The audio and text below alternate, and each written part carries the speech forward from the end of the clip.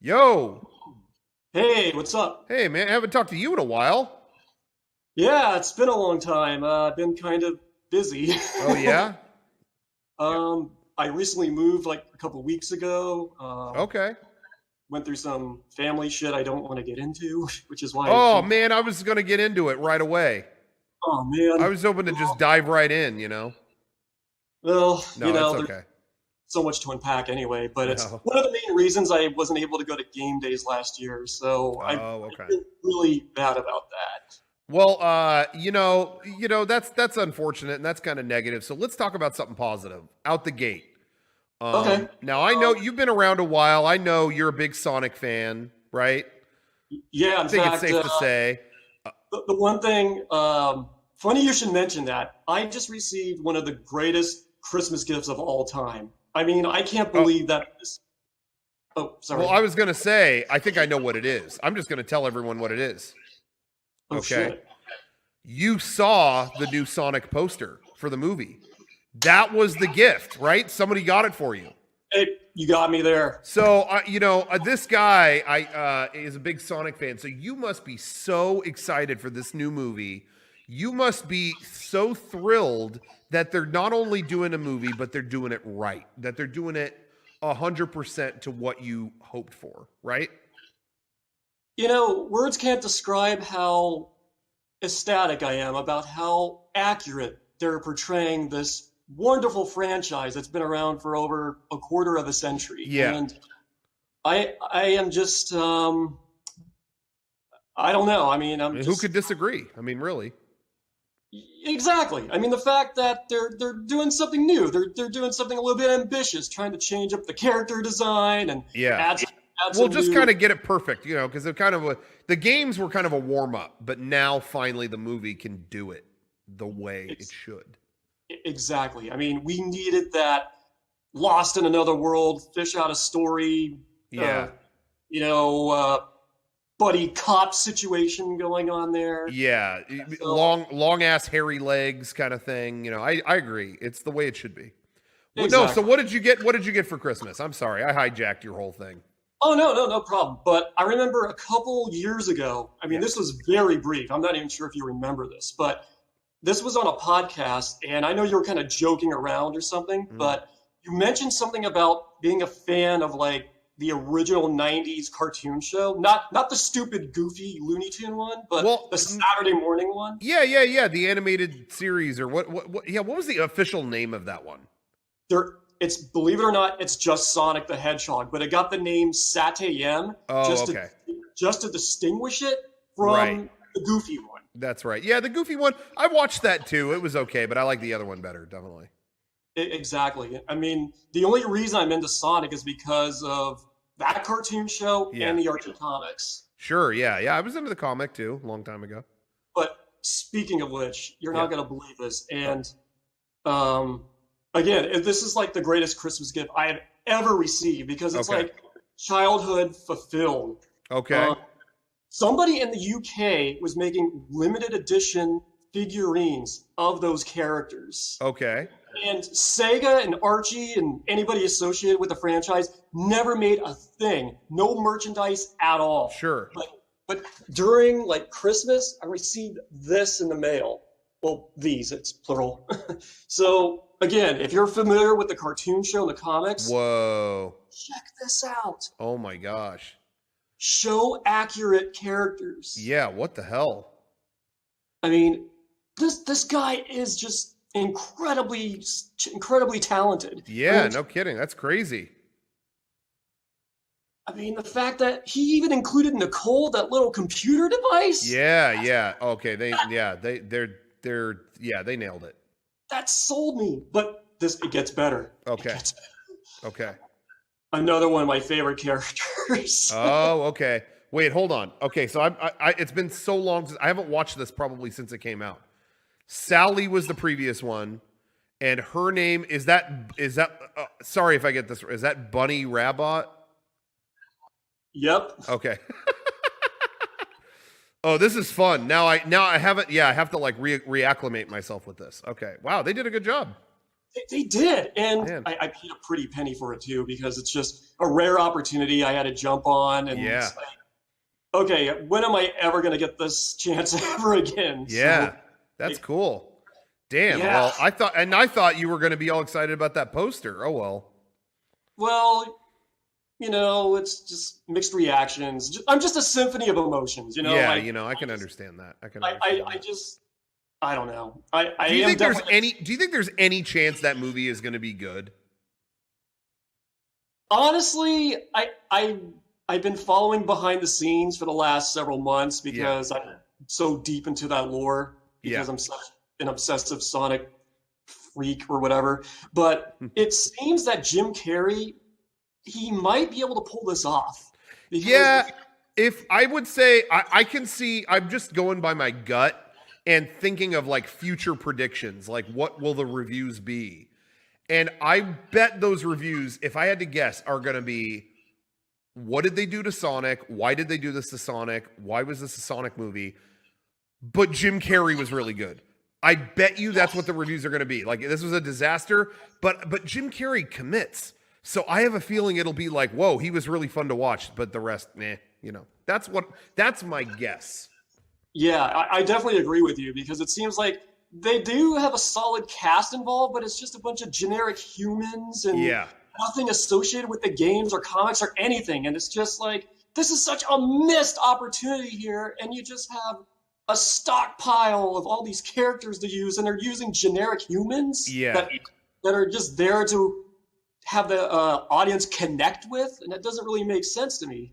Yeah. I feel like I know what they're doing. They're trying to appeal to the lowest common denominator with this movie and just make it be like generic, like any Joe Schmo off the street will walk into this movie and see it. Okay. But can you imagine if they made the movie CG or hybrid live action CG, whatever?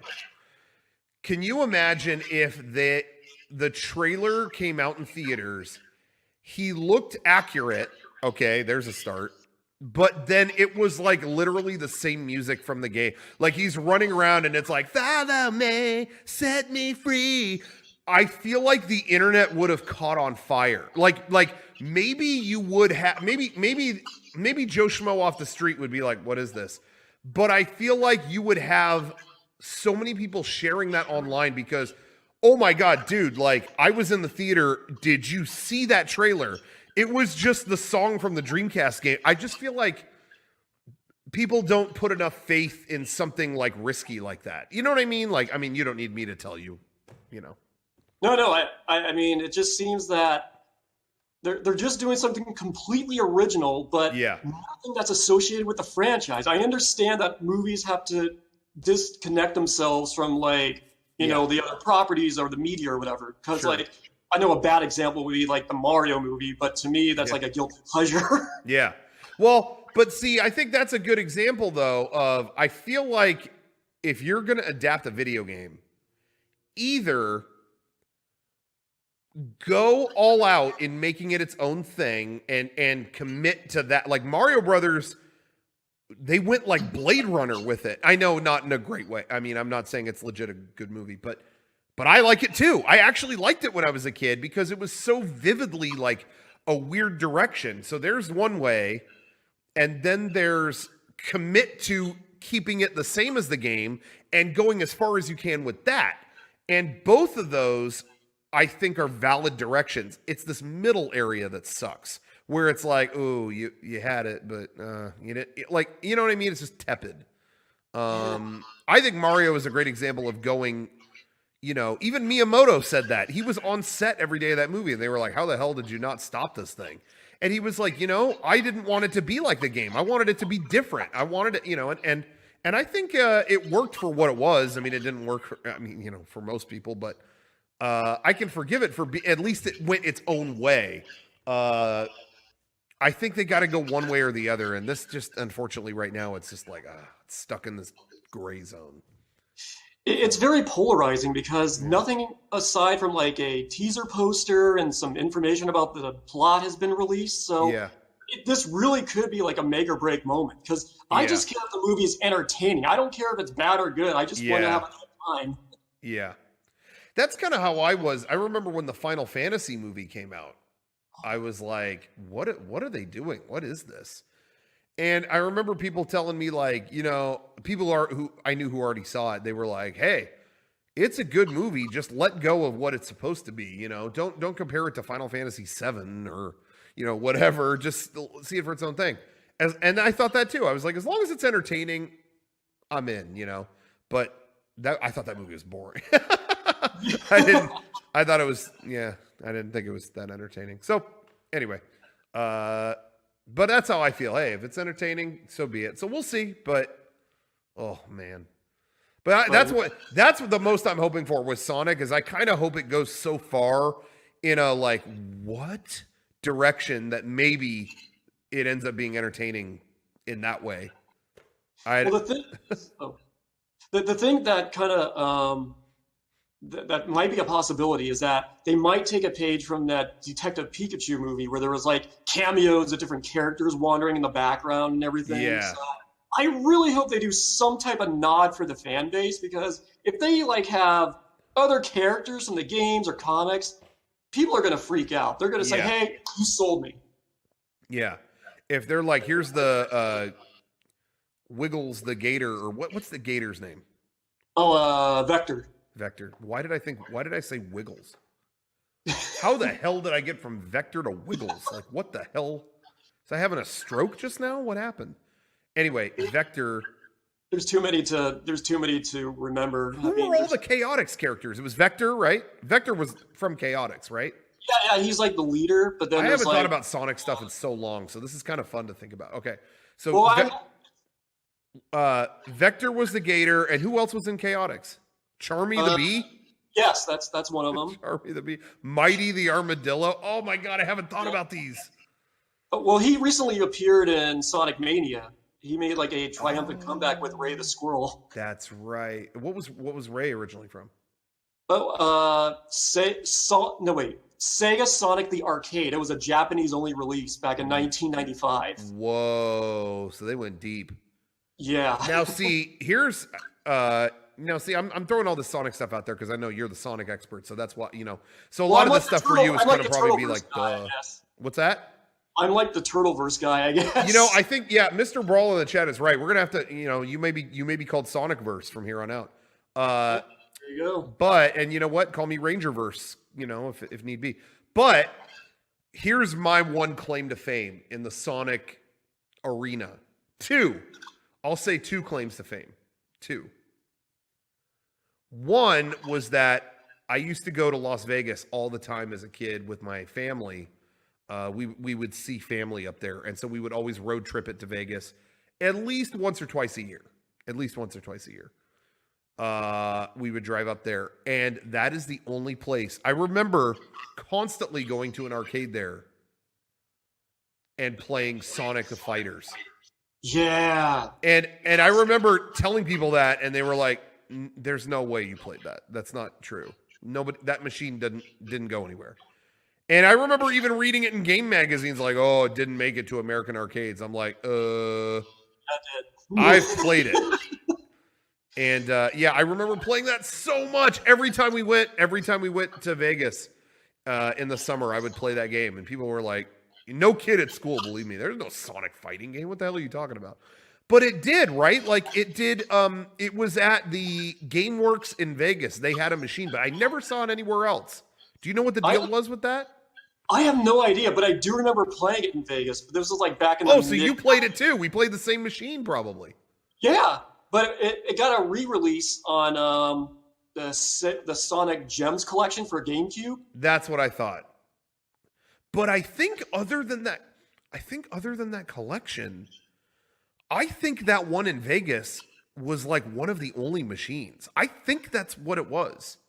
Yeah, because there was no other information about other locations or anything. I think that was one of the only cabinets that was ever made for that thing. So it makes me wish I frankly stole it. I mean, I'm sure there had to be a way to break in and get that thing, but I never figured it out. No, easily. I mean, Damn. wasn't that one of the games that used the Virtual Fighter engine? I think it did, yeah. Wow. But yeah, Sega owned GameWorks, and of course, I mean you already know that. But the that's what I liked about GameWorks so much, especially in the late '90s or whatever, whenever that was, is that they had so much obscure Sonic stuff or Sega stuff, I should say, and even the one that's still in Seattle still has like a Knights mural. Like there's like Knights characters and like a couple of Virtua Fighter characters, and it's just got that like late '90s like Sega charm. You know what I mean? Nice. Yeah, I love that stuff. But speaking of like, defunct amusement parks and everything, Yeah. and it kind of correlates to Sega and Sonic everything. Have you Yeah. heard of an amusement park called Sega World? In Japan? No, in Sydney, Australia. It was like a short-lived Oh, attraction from 1997 to 2000. I think maybe I did hear about that. Yeah. What really fascinated me about this is I started like following this guy that worked on the Disneyland Defunct Land YouTube channel. Yeah. Okay. Yeah. I really fell down this rabbit hole recently about like old amusement parks and closed down rides and everything. yeah. And I really appreciate you posting that Horizons video about the people. Oh my gosh, that video is incredible. Just, like, taking pictures and like fooling around with the props and everything. Yeah. That was incredible. Yeah, that was incredible. And again, that was edited by a Mega 64 viewer named Matthew Serrano. I hope I'm saying his name right. And he was showing me previews of it ahead of time, like, hey, here's some artwork I did to illustrate these guys getting on the ride. I already knew about Hoot Gibson and the other guys on that ride or that did that. I like downloaded all of their videos. I have all their videos beforehand, but I'd never seen it all put into a wonderful documentary like that guy did, and that was incredible. I was happy to share that. Yeah, because it was so endearing to see that, because I'm also a fan of the Horizons ride, but also the story about the two people that were just like sneaking in the ride and just having goofy fun with each other. I mean, it was just so emotionally engaging. Yeah. Yeah, it was pretty incredible. It was very, very special. If anybody out there hasn't seen it, by all means, go check that out. What is the actual video called? Sneaking Onto Horizons? Oh no! I know it's by Matthew Serrano, and I know every word and thing associated with it, but I don't know the actual title. Yeah, I don't either. But damn, it's well put together. Sorry, I'm like really sniffly. It hasn't stopped. It hasn't gotten better. Anyway, well, just real quick. Sorry, just to go back to my Sonic street cred. Oh yeah. I just want to say real quick. My other claim to fame is that I waited in line. You know, at E3, I don't like to wait in line for a lot of stuff. Like when I go, I'll check stuff out, and if something opens up, cool. Oh, this is sitting here. Okay, I'll play it. But I don't like to wait in a long line for stuff, typically. But when the Vita got announced, I was like, you know what? I want to wait and check that. I want to like see what this is all about because it looks pretty cool. And I waited in line for that, and I was behind Yuji Naka the entire time. Wow. And it's so funny. We were waiting in the same line. And I was like, this dude is waiting in the same line with me. Like, they couldn't cut you in to see the Vita. Like, what if he wants to make a game for it? But no, we were chilling in line the whole time. I street passed him. I have his street pass on 3DS. So that's all. That was just I stood next to him for a long period of time. That's it. Hey, you had your Sega Sonic moment right there. Yeah. Wow. I think what's funny is that Yuji Naka has been posting these funny pics on Twitter about his reactions to the Sonic poster. Oh, has he? Oh, really? Yeah. And what was that? He has his kids with him, and they all have like these very pensive, depressed faces. Like they're so devastated at what they're seeing, and it's just like, no, what have you done to my son? Man, that's got to be weird. That's got to be really weird. Whew. Well, anyway, thank you for your call. Excellent call. Yeah, I actually did have a question. Oh, okay. Yeah, sure. Speaking of Disney, they recently announced that they're going to remake The Black Hole. And the I've been original, hearing that's been coming around back and forth a little bit. Like it's on and off for the past few years.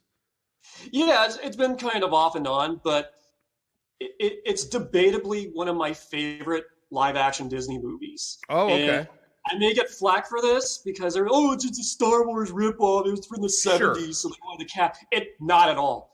I mean, the fact that this was a movie I saw when I was like 5 years old, and I had like, I had the soundtrack, the toys, the books. Yeah. What's ironic about it is that it's this really dark film that's not for kids. Yeah. But yet it introduced me to like grim, dark, like very serious, dramatic narratives. Yeah. But the thing is, I recently rewatched the original, and it's still good. I mean, the characters. I mean, A-list cast, the haunting score, that chilling ending. I mean, it's just. Now, this is my perspective of it. Of it. I know this may not jive with yours. I'm not sure. I would say that actually the movie's biggest problem is what you just said about it being like, it was kind of like dark. It was kind of like not for kids, maybe, or whatever. I actually felt like I only saw it for the first time maybe a few years ago. And there were lots of things I liked about it. Some I didn't, whatever. But it didn't bother me that it was dark. I don't think that was an issue at all. But when it was over, I kind of thought to myself, that was kind of too dark for a young audience and kind of too young for an older audience, kind of. You know what I mean? It was kind of like, it's like when they did Saved by the Bell, the college years. It was still kind of Saved by the Bell, like preteen kind of haha, but it also got like mature, and then it was too mature for the kids. So the kids are going, whoa, they're talking about like sex. And then like the adults are going, what is this kiddie show doing in primetime? You know, and I kind of could see that about The Black Hole a little bit. It was kind of in this middle space where you had the goofy little robot that was very Disney, but then you have like darker themes. And so I could see that being what held it back, but that didn't bother me. I like that personally. I think that's what makes it an interesting movie. But I could see that maybe that's why that held it back. That's just my take. But, I thought it was kind of, watching it now, I thought it was kind of a corny movie, and kind of like I said, give and take. I think the designs in the movie are 10 out of 10. Because one of the big designers of that movie was George McInnes, and he did tons of the park stuff around that time. So like Space Mountain here in Disneyland, that was him. Like the dude who designed everything in that movie, he did our Space Mountain. So when you go there, it's extra special because you go in there and it's like, oh shit, I could totally tell. Like that guy designed all this.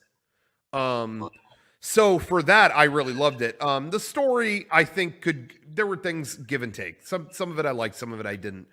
But I thought it, by today's standards, corny. And again, I'm not saying that makes it bad. There's a lot of stuff that's corny that I love, but I thought a lot of it was corny.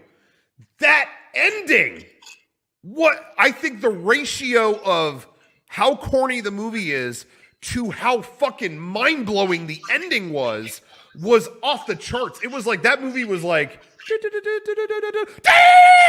like, it was like, that is like one of the most incredible endings I've ever seen. It was just such a like, whoa, they pulled that off. I just didn't see that coming. So that was my take on it. Yeah, because I was doing so much research on like the making of it and everything. Yeah. And the movie is based on like an allegory of Dante's Inferno. Yeah. And it's like, if you really watch it, it follows that narrative beat by beat. Yeah.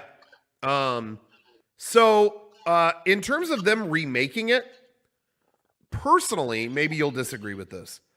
I feel like it's actually a good opportunity because say what you will about it, there's lots of stuff that I like about it, but it didn't hit a mass audience. For whatever reason, it didn't.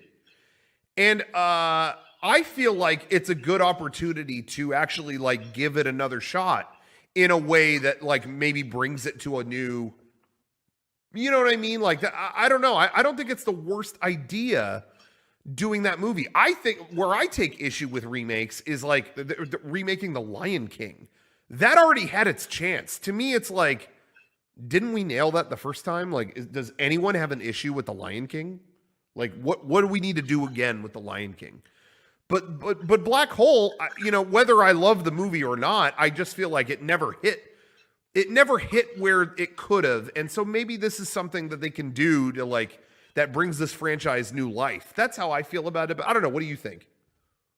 Or do you think like, no, don't touch it? I'm definitely within that camp, but at the same time, I just want Disney to return to that dark period of like the late 70s, early 80s, where they took a lot of risks. Yes. And it would be nice to finally see them do that again, since it just seems like everything is now streamlined and they're doing all these live action adaptations. It's like, yeah. Now 2019 seems to be very dull for Disney. I mean, as much as I love, their movies and property and everything, it's just, come on, guys, do something fresh and original. Yeah. Or just like, pull out all the stops. Just go balls out crazy. Do something insane. Yeah. I feel like they are in the business of crowd pleasers, and that's it. And they do that well. But yeah, something like the Black Hole, it doesn't fit into that mold. And you want them to take a risk like that, and I agree. So that does kind of hurt the chances of it. I feel like personally, the only thing that Disney is taking that allows to take risks is actually Pixar. And that sounds kind of like, oh, come on, Pixar? Like what? But I feel like that's kind of the only thing in their wheelhouse that does take risks. And I would say, and I'm actually curious, I want to ask everybody out there what they feel like, what was the last big risk that Disney took? Because what I'm thinking is the last time that I was sitting there and I thought, whoa, Disney took a risk on this was actually Wall-E. Because Wall-E, when he gets to that space colony and they're all overweight with their iPads and stuff, I thought, whoa, okay, they took a chance on that. This might not fly with some people. I thought that was risky given the crowd pleaser status of Disney normally. But some people in the chat are saying Last Jedi. I could see that. I could say that maybe a little bit. Yeah, that's definitely a risky take that they made with Star Wars, that's for sure. I mean, there's still video commentaries and reviews on that film, and it's been like a year and a half already. Yeah. So I could but I could say, they took risks within the film, but at the end of the day, it was still Star Wars, and they could have taken a dump for 2 hours and people would have seen it. So is it that big of a risk? I don't know. At the end of the day, they had the Star Wars shield over it. You know what I mean? But yeah, in terms of just a raw out there new movie kind of risk, the last thing I could think was Wall-E, but I don't know. I agree. They are kind of in the business. They're kind of just doing crowd pleasers, and for Black Hole to really work, they would have to like take some risks. I agree with that. Yeah, because I think they would have to dig back into their archive, since Black Hole kind of falls under that pocket of time with, Disney's dark period with Something Wicked This Way Comes, Tron, Lady in the Woods or something. I forgot the name. It's like this. Oh yeah. This woman is like blindfolded in the forest, and they gotta find her. Bird or whatever. Box. Something like that. Whatever. Maybe it was the prequel. Yeah, who knows? But yeah, I miss that period of Disney. Like, Black Cauldron, that's another one. Oh, okay. And it's just, I want them to take risks again. Just do something, fun and engaging, but also like respect your audience too. Yeah. Yeah. I think though, like that kind of stuff is cyclical. You know what I mean? Like, I feel like we're in a period right now movies are being taken as experiences, kind of like more than like people aren't going to the movies for like, yeah, fucking challenge me. People, I feel like right now are going to the movies to like, okay, I can't hear about Trump or the news or anything anymore. I want to go in and see a movie. And it's like, people are treating movies like rides right now. And this is not pointing a finger. It's just what I'm seeing culturally. is people are seeing movies as that. I want to go to Infinity War and see the biggest battle ever. I want to go to this or that and just see the biggest this, the biggest that ever. And they're going as rides. All the discussion, I feel like, is in TV right now, you know, because that's a commitment. And so if you want to do it, there it is. I want to watch True Detective and have something to talk about. I want to watch Twin Peaks and have something to dig into. That's where it all is. But I feel like movies, people are using movies as their isolation from like, hey, fuck the rest of the world. Let me go see this movie. I'm away from everything and I could sit and just have a thrill ride, you know? And that's just kind of culturally where they're at right now. But I think things go cyclical. You know, we'll go through a period where people start kind of getting away from that and somebody's going to do a breakthrough movie that's really provocative and thoughtful. And then that'll be the hot thing. Like, ooh, I want something to argue about, you know? And so, you know, we'll see. I don't know. That's kind of where we're at. So we'll see where Black Hole comes out. Maybe, you know, maybe if it comes out now, maybe it'll be just kind of a thrill ride and that's it. But if it comes out later, maybe they'll feel a little safer. And I don't know if I'm making any sense, you know, but you know, it's hard to tell with Disney because they're just unpredictable these days. But speaking of television, this is probably going to offend you. Okay. I just received the whole box set of The Sopranos. Okay. I have never seen it before. Oh, damn. Am I in for something good? Yeah. That's one of the few shows. Listen, my favorite show ever is Lost. You know, that's just mine. You know, I have a few shows that I love. Even Lost, my number one favorite show ever. I would feel if somebody asked me, is that show art? I love the show, but it would be hard for me to say, oh, dude, it's a piece of art. I mean, maybe, I guess it is by the nature of television and what it is. I guess it is art, but Lost to me, I mean, you could, you know, it's popcorn, it's emotion, it's sappy, it's whatever. You know, would I call it art? I don't know. Sopranos, Sopranos is American art. You are in for a real treat, and that's a show that is a perfect example of every episode, when it ends, you have stuff to discuss. It opens a dialogue, it's provocative. It's not just mafia show. Hey, forget about it. Bang, bang. It's not. It is. Episodes end with you going like, oh man, I legitimately don't know how I felt about the decision that character made. Like, I don't know. And it causes you to look at your own morals and your own, you know what I mean? It kind of makes you analyze yourself. There's episodes where you'll be mad they didn't kill someone. And then they kind of turn it on you. Like, you were happy they were going to kill someone? You know, like they make you sit with that. Like, what is that? Ew, I was wishing someone would die. What is that? What is that catharsis through TV? And you know what I mean? It just kind of makes you look at those things in yourself. And I don't know any other show that does that. So, yeah, you are in for a treat. Also, this call right now, you should screen cap and record. And I hope this doesn't offend you. I hope this doesn't upset you. But by the time you're done with that show, you're going to gain 20 to 30 pounds. So, you know, screenshot yourself now just as motivation, you know, to lose some of the weight. Because let me tell you, you're going to watch that show and every episode you're going to be like, oh, that Italian food. Oh, man. Oh, God. Who has ziti? Do they have ziti? Maybe I'll go to a restaurant and get some ziti. You're going to eat so much Italian food by the end of the show. You're going to be hungry after every episode. It's impossible. I don't see how you can watch that show and not gain a ton of weight. So I'm telling you, you know, if you need a workout plan, talk to me. We'll work at, you know, we'll figure it out, you know, but that's a big problem with that show is every time I watch it, I'm like, the lasagna looks so good. And none of it's good. None of it's like, oh, wow, that's a really good looking salad. It's all carb city. So I'm telling you, get ready. Get ready. And you definitely got me hyped up because it definitely quelled my fear. Like, oh, it's just another mafia TV. No, I promise it does whatever it can to circumvent that. Anytime it's going that way, it goes, no. That's not, it's some real stuff. So you're going to like it. Awesome.